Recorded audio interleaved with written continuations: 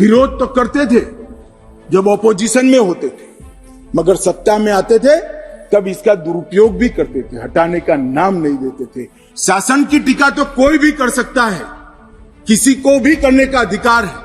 इसके लिए इस देश में अब किसी को जेल में नहीं जाना पड़ेगा, चाहे हमारा शासन।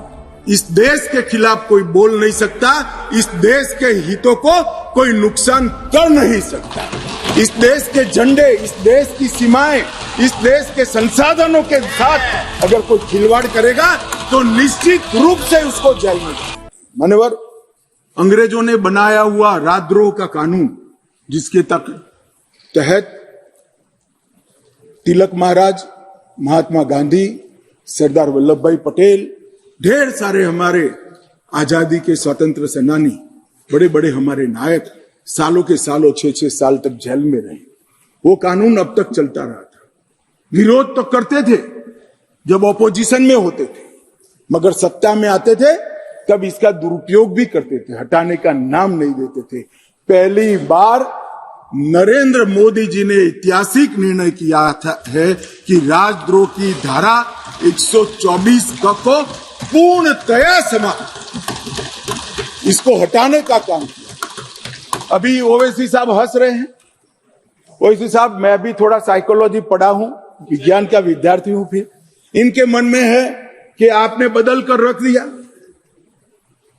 मान्यवर, मैं कहना चाहता हूं, हमने राजद्रोह की जगह देशद्रोह की स्थिति रखी।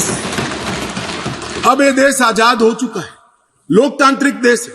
शासन की टीका तो कोई भी कर सकता है, किसी को भी करने का अधिकार है। इसके लिए इस देश में अब किसी को जेल में नहीं जाना पड़ेगा, चाहे हमारा शासन। मैं फर्क समझाता रहा हूं, जो बड़े कटाक्षमय तरीके से ओवैसी साहब हंस रहे इसलिए। मगर इस देश के खिलाफ कोई बोल नहीं सकता, इस देश के हितों को कोई नुकसान कर नहीं सकता।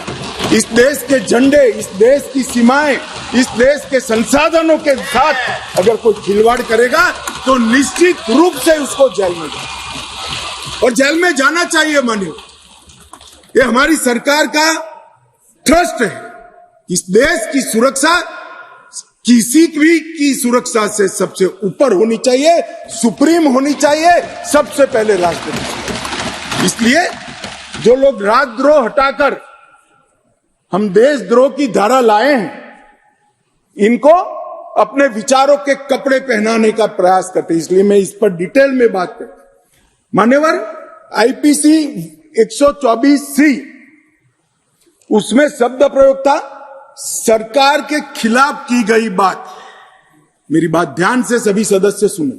अंग्रेजों ने बनाए हुए कानून में लिखा था 124C, सरकार के खिलाफ की गई बात। बीएनएस धारा 152 जो इसकी जगह आई है, भारत की संप्रभुता, एकता और अखंडता को तोड़ने वालों पर इस धारा का उपयोग है। वहां सरकार शब्द प्रयोग है, यहां देश है, भारत शब्द प्रयोग है। आईपीसी में आसन या प्रयोजन की बात नहीं की थी। किस उद्देश्य से आप बोलते हैं, किस उद्देश्य से करते हैं, इसकी बात ही नहीं की। करना ही काफी है। हमने इसमें देशद्रोह की डेफिनेशन में आशय की बात करी है, उसका उद्देश्य क्या है, उसका आशय क्या है, इसका महत्व है। अगर उद्देश्य देशद्रोह का है तो इसको कठोर से कठोर दंड मिलना चाहिए, और उद्देश्य अगर शासन का विरोध करना है तो उसको दंड नहीं मिलना चाहिए, उसको वाणी स्वतंत्रता का अधिकार है। अब घृणा और अवमानना, शासन की अवमानना, शासन की घृणा करना, तिरस्कार करना, इसको हटाकर हमने शब्द प्रयोग क्या किया है, सशस्त्र विद्रोह, विध्वंसक गतिविधियां और अलगाववादी गतिविधियां शब्द प्रयोग। और अगर कोई कहता है सशस्त्र विद्रोह, बम धमाके, गोलीबारी और विध्वंसक प्रवृत्ति करने के बाद भी कोई जेल में नहीं जाना चाहिए, तो मैं इस विचार से इत्तेफाक नहीं रखता हूं। ये जेल में जाने ही चाहिए, सजा होनी ही चाहिए। इस देश में किसी को यह अधिकार नहीं है।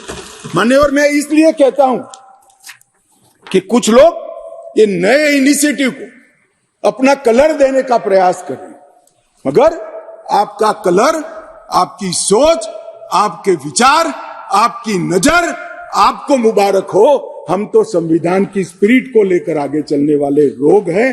देश के खिलाफ जो कुछ करेगा उसको जरूर सजा होगी, ऐसा कानून में होना चाहिए।